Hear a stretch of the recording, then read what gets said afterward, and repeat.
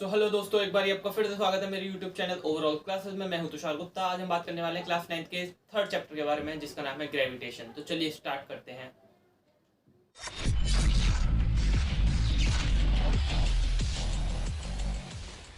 तो इस video lecture में हम कवर करने वाले हैं अपने ये 5 टॉपिक जो कि आपको स्क्रीन पर दिख रहे हैं, जिसमें पहला है हमारा ग्रेविटेशनल फोर्स कि ग्रेविटेशनल फोर्स क्या होता है। सेकंड है हमारा यूनिवर्सल लॉ ऑफ ग्रेविटेशन।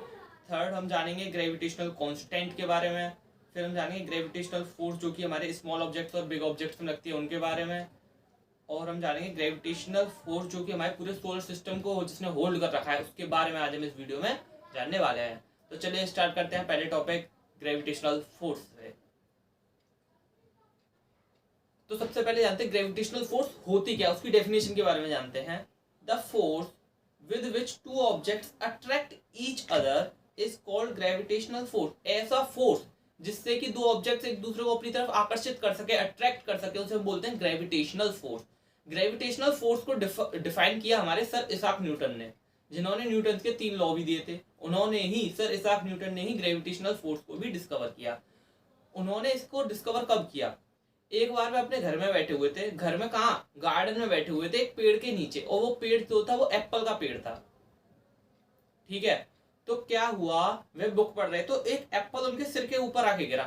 उनके सिर के ऊपर आके एक एप्पल गिरा, जैसा कि आप इस इमेज में देख पा रहे हो। ये बंदा बैठा हुआ है, ये जो बंदा बैठा हुआ है इसके सिर के ऊपर आके एप्पल गिर रहा है। तो ऐसे ही न्यूटन साहब के ऊपर गिरा। तो न्यूटन साहब ने बोला कि भाई ये बताओ कि ये पेड़, ये जो एप्पल है, ये जो सेब है, ये मेरे सिर के ऊपर ही आके क्यों गिरा, ऊपर क्यों नहीं गया? तो उन्होंने सोचा, फिर उन्होंने कुछ दिमाग लगा के उन्होंने बताया कि हमारी जो अर्थ है वो हर ऑब्जेक्ट को अपनी तरफ क्या करती है, अट्रैक्ट करती है, अपनी तरफ आकर्षित करती है हर ऑब्जेक्ट को। कौन? हमारी अर्थ, हमारी पृथ्वी। तो फिर यहीं से एक डेफिनेशन निकल के आई, ग्रेविटेशनल फोर्स ऑफ अर्थ, जिसे हम बोलते हैं ग्रेविटी। वह क्या चीज होती है? The force with which the earth pulls the object. Earth क्या करती है? ऑब्जेक्ट्स को पुल करती है, खींचती है अपनी तरफ, टुवर्ड्स इट, अपनी तरफ क्या करती है, ऑब्जेक्ट्स को खींचती है। इसी को हम बोलते हैं ग्रेविटेशनल फोर्स ऑफ अर्थ और ग्रेविटी। तो यहाँ पे हमने 2 डेफिनेशन पढ़ी। सबसे पहले हमने जाना ग्रेविटेशनल फोर्स क्या है, मतलब ग्रेविटेशनल फोर्स हर ऑब्जेक्ट के लिए। फिर हमने जाना ग्रेविटेशनल फोर्स ऑफ अर्थ, अर्थ की ग्रेविटेशनल फोर्स क्या होती है। ठीक है, अब ये क्या लिख रहा है, द अर्थ अट्रैक्ट्स। अर्थ क्या करती है? अट्रैक्ट करती है या पुल करती है all the objects towards its centre, अपने सेंटर की तरफ लेके आने की कोशिश करती है। कौन? हमारी अर्थ क्या करती है, हर ऑब्जेक्ट को अपने सेंटर की तरफ लाने की कोशिश करती है। ठीक है, तो ये हो गई हमारी डेफिनेशन जो कि हमें एग्जाम में लिख के आनी है। अगर हमसे पूछता है what is gravitational force, who discovered the gravitational force? Sir Isaac Newton discovered the gravitational force. Okay friends, इससे ज्यादा आपसे कुछ नहीं पूछा जाने वाला ग्रेविटेशनल फोर्स के बारे में कि वो होती क्या है। ठीक है, अब देखते हैं कुछ एग्जांपल्स ग्रेविटेशनल फोर्स के। तो सबसे पहला एग्जांपल तो ये आपने देख लिया, न्यूटन साहब वाला, कि एप्पल जो गिरा वो नीचे की तरफ गिर रहा है। तो हमारी जो अर्थ है वो क्या करती है, हर ऑब्जेक्ट को अपनी तरफ अट्रैक्ट करने की कोशिश करती है। सिमिलरली इसी का एक एग्जांपल है जब हमारी बारिश होती है। तो बारिश जो होती है वो भी किसकी वजह से हो रही होती है? वह भी हो रही होती है ग्रेविटी की वजह से। ग्रेविटेशनल फोर्स जो अर्थ का है उसकी वजह से ही जो ड्रॉपलेट्स होते हैं वो जमीन पे गिर रहे होते हैं। सिमिलरली जब भी हम बॉल से खेल रहे हैं, हम बॉल को ऊपर फेंकते हैं, कुछ टाइम बाद वो बॉल नीचे आ जाती है। क्यों? क्योंकि हमारी अर्थ जो है अट्रैक्ट कर रही होती है उस बॉल को अपनी सेंटर की तरफ। ठीक है, ये हमारे एग्जांपल्स हैं किसके? ग्रेविटेशनल फोर्स के। अब हम जानते हैं कुछ इंपॉर्टेंट पॉइंट्स इससे related. Every object in the universe attracts every other object with a certain force. क्या मतलब है इसका? यूनिवर्स में, ऑल ओवर द यूनिवर्स, जो हर ऑब्जेक्ट्स हैं वह क्या कर रहा है, अट्रैक्ट कर रहा है दूसरे ऑब्जेक्ट को किसी ना किसी फोर्स से। प्रत्येक ऑब्जेक्ट यूनिवर्स में अट्रैक्ट करेगा दूसरे ऑब्जेक्ट को किसी फोर्स के थ्रू। ठीक है, if the mass of the object are small then the gravitational force between them is very small. Basically इस पॉइंट से एक आपको ये बात पता चल जानी चाहिए कि gravitational force directly dependent on the mass. जितना ज्यादा मास उतना ज्यादा ग्रेविटेशनल फोर्स, जितना कम मास उतना कम ग्रेविटेशनल फोर्स। ठीक है, अब बात करते हैं नेक्स्ट पॉइंट की। If one of the object is very big then the gravitational force becomes very large. इसका क्या मतलब है? कि जो ग्रेविटेशनल फोर्स है वो दोनों बॉडीज के मास पर डिपेंड कर रहा है। अगर दोनों का मास बहुत कम है तो ग्रेविटेशनल फोर्स भी बहुत कम होगा। अगर दोनों में से किसी एक बॉडी का भी मास बहुत ज्यादा है, बहुत ज्यादा मतलब जैसे कि हमारा अर्थ का मास, सन का मास, इतना ज्यादा मास है, तो ग्रेविटेशनल फोर्स बहुत ज्यादा होगा। ठीक है, तो हमने यहाँ पे इंपोर्टेंट पॉइंट्स के बारे में जान लिया जो कि ग्रेविटेशनल फोर्स से रिलेटेड थे। अब हम बात करते हैं, हाँ बात करने से पहले याद आया, चैनल को सब्सक्राइब कर लिया नहीं कर लिया आप लोगों ने? चैनल को सब्सक्राइब कर लो, वीडियो को जाके फटाफट लाइक कर दो। आगे बढ़ते हैं, नेक्स्ट टॉपिक है हमारा universal law of gravitation. Gravitational law, जिसको हम बोलते हैं यूनिवर्सल लॉ ऑफ ग्रेविटेशन या न्यूटन्स लॉ ऑफ ग्रेविटेशन, क्योंकि भाई खोज कौन कर रहा है, डिस्कवर कौन कर रहा है, न्यूटन साहब कर रहे हैं, तो नाम किसका आएगा, न्यूटन साहब का आएगा। अब उन्होंने क्या बताया, every body in the universe attracts every other body with a force. Every body in the universe attracts every other body. Her body universe में अट्रैक्ट कर रही है दूसरी बॉडी को। किससे अट्रैक्ट कर रही है भाई? एक फोर्स से अट्रैक्ट कर रही है जो कि डायरेक्टली प्रोपोर्शनल होती है उनके मासेस के, डायरेक्टली प्रोपोर्शनल है उनके मासेस के। जैसा कि आप यहाँ देख रहे हो, F proportional to m1 cross m2, और इनवर्सली प्रोपोर्शनल है उनकी स्क्वायर की डिस्टेंस के, इनवर्सली प्रोपोर्शनल है उनकी स्क्वायर के डिस्टेंस के। अभी आप ये देख रहे हो r, ये स्क्वायर का साइन है, स्क्वायर भाई मतलब r की पावर है कितनी, 2। अब ये कहां से आ रहा है मैं आपको बताता हूं। मान लो लेट करते हैं, एक बॉल ये है A, एक बॉल है B, इसका मास m1, इसका मास m2, इनका डिस्टेंस इनके सेंटर से है r, इनका डिस्टेंस इनके सेंटर से कितना है बच्चों, r है। ठीक है, तो हमने क्या निकाला, फोर्स जो है डायरेक्टली प्रोपोर्शनल है इनके मास के प्रोडक्ट के, तो F प्रोपोर्शनल आ गया m1 क्रॉस m2 के, और इनवर्सली प्रोपोर्शनल इनकी डिस्टेंस के, इनवर्सली प्रोपोर्शनल है इनकी डिस्टेंस की स्क्वायर के, तो हमने यहाँ पे F प्रोपोर्शनल 1/r² कर दिया। जब हम इन दोनों को कंबाइन करेंगे तो क्या आ जाएगा, F proportional to m1 cross m2/r² आ जाएगा। तो अब जब प्रोपोर्शनलिटी का साइन जब हम हटाएंगे तो एक कांस्टेंट लेना पड़ता है, तो हम यहाँ पे इक्वल टू के साथ कांस्टेंट लेंगे G, जिसे हम बोलेंगे ग्रेविटेशनल कांस्टेंट, जिसे हम क्या बोलेंगे बच्चों, ग्रेविटेशनल कांस्टेंट। तो F is equals to G m1 m2/r², हमारा यूनिवर्सल लॉ ऑफ ग्रेविटेशन का फॉर्मूला है, जो कि all over the universe follow होता है। ठीक है, अब कुछ इससे भी रिलेटेड इंपॉर्टेंट पॉइंट हम जान लेते हैं। जी को क्या बोलते हैं, यूनिवर्सल ग्रेविटेशनल कांस्टेंट। हमने यहाँ पे जी का नामकरण कर दिया भाई, लोग जी का क्या कर दिया, नामकरण कर दिया। जैसे पंडित हमारा नामकरण करता है जब हम बच्चे होते हैं, ऐसे हमने जी का नामकरण कर दिया है। आज से हम जी को बोल रहे होंगे यूनिवर्सल ग्रेविटेशनल कांस्टेंट या ग्रेविटेशनल कांस्टेंट। ठीक है, this formula is applicable to all the bodies having mass. ये फॉर्मूला उन सभी बॉडीज पर एप्लीकेबल है जिनके पास मास है, उन सभी बॉडीज पर एप्लीकेबल है जिनके पास बच्चों क्या है, मास है। फिर वो चाहे स्मॉल मास हो, वेरी बिग मास हो, या वेरी वेरी वेरी बिग मास हो, फिर वो टेरेस्ट्रियल बॉडी हो या सेलेस्टियल बॉडी हो, कितना भी बड़ा मास हो, सब पर एप्लीकेबल होगा कौन, हमारा ग्रेविटेशनल लॉ का formula. If we double the distance between two bodies the gravitational force becomes 1/4। जैसा कि अभी मैंने आपको पहले बताया था कि मास पर डिपेंड कर रहा था, सिमिलरली डिस्टेंस पर भी डिपेंड कर रहा है। क्या कहने का तात्पर्य है बच्चों, जितना ज्यादा डिस्टेंस उतना कम ग्रेविटेशनल फोर्स। यहाँ पे क्या किया हमने, ग्रेविटेशनल जो डिस्टेंस लिया बीच में वो डबल कर दिया, दो बॉडीज का डिस्टेंस क्या किया है, डबल किया, तो ग्रेविटेशनल 1/4 हो गया, 1/4 ग्रेविटेशनल फोर्स रह गया। फिर क्या किया, एक दूसरी कंडीशन ली, if we half the distance. अब डिस्टेंस को भाई लोग आधा कर दिया, डिस्टेंस को कितना कर दिया, आधा कर दिया, r से r/2 कर दिया।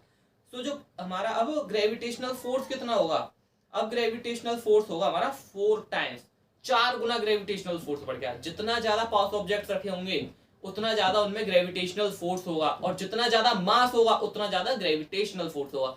Basically gravitational force depended on 2 things, एक तो मास और दूसरा डिस्टेंस। ठीक है, ये हमने बात कर लिया है यूनिवर्सल लॉ ऑफ ग्रेविटेशन की। अब हम बात करेंगे ग्रेविटेशनल कांस्टेंट जी के बारे में। सबसे पहले बात जानते हैं ग्रेविटेशनल कांस्टेंट की यूनिट क्या होती है। ऐसा यूनिट न्यूटन मीटर स्क्वायर पर किलोग्राम का स्क्वायर, न्यूटन मीटर स्क्वायर पर किलोग्राम स्क्वायर, ये केजी क्रॉस केजी मतलब केजी का स्क्वायर। ठीक है, ये हमारी यूनिट है। ऐसा यूनिट किसकी, जी की। अब बात करते हैं the gravitational constant ji is numerically equal, ये न्यूमेरिकली इक्वल है ग्रेविटेशन फोर्स के जो एग्जिस्ट कर रही है दो बॉडीज के बीच में, जिनका मास कितना है, यूनिट है, मतलब 1 मास है, 1 केजी मास है उनका, और वो यूनिट डिस्टेंस पे रखे हुए हैं। तो हमारा ग्रेविटेशनल कांस्टेंट होगा जी, वो न्यूमेरिकली इक्वल होगा किसके, ग्रेविटेशन फोर्स के। देखिए आप यहाँ पे लिख रहा है is numerically equal to the force of gravitation which exist between two bodies of unit masses kept at a unit distance from each other। इससे हमने क्या किया, हमने g की वैल्यू निकाली 6.67 इंटू 10⁻⁻11 न्यूटन मीटर स्क्वायर पर किलोग्राम स्क्वायर। ये हमारी g की वैल्यू है।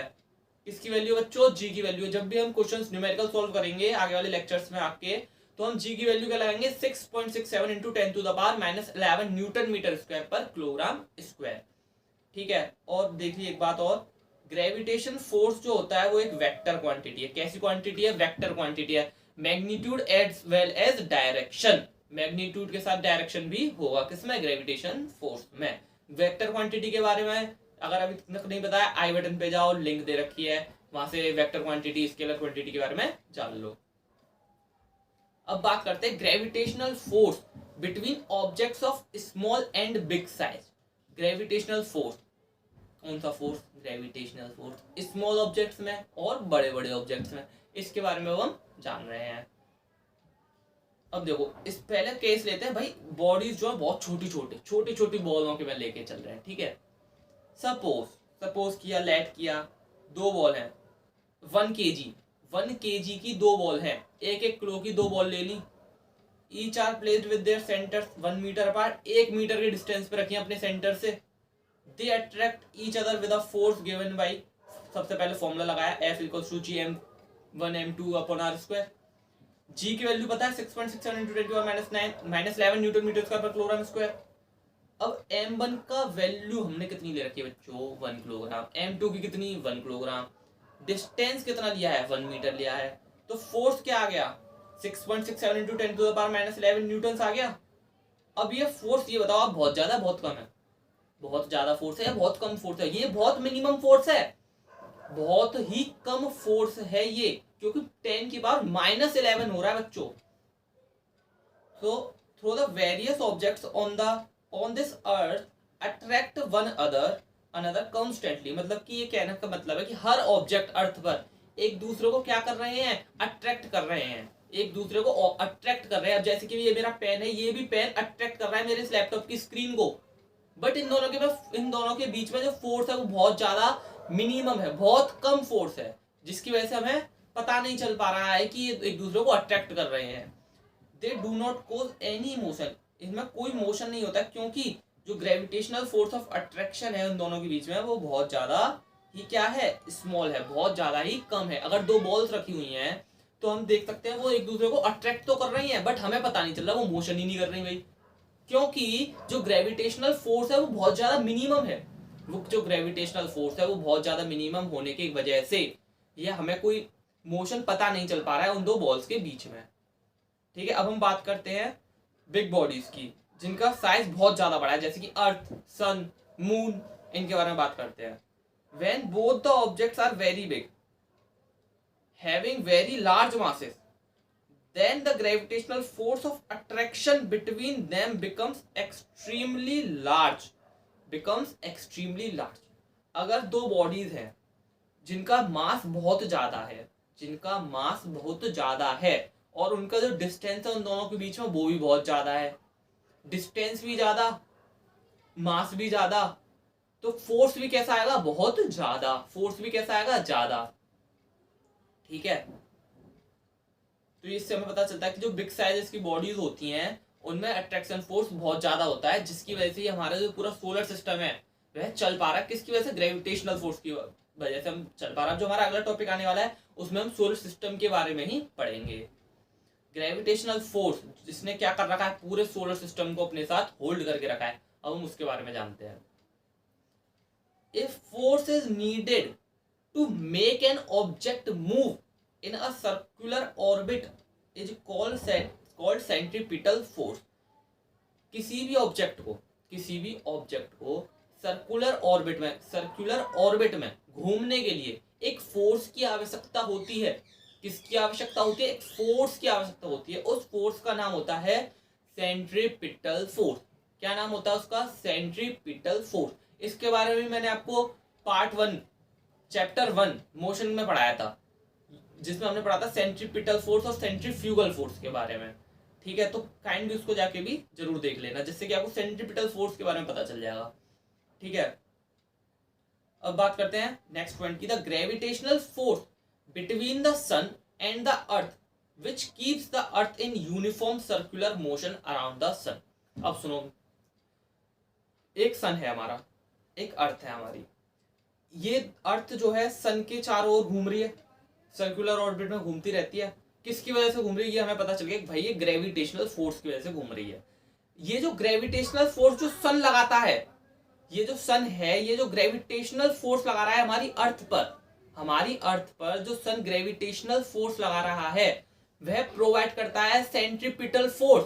क्या प्रोवाइड करता है ग्रेविटेशनल फोर्स? एक सेंट्रीपिटल फोर्स को प्रोवाइड करवाता है, जिसकी वजह से जो हमारा अर्थ है, हमारी अर्थ है, वह सन के चारों तरफ घूम पाती है।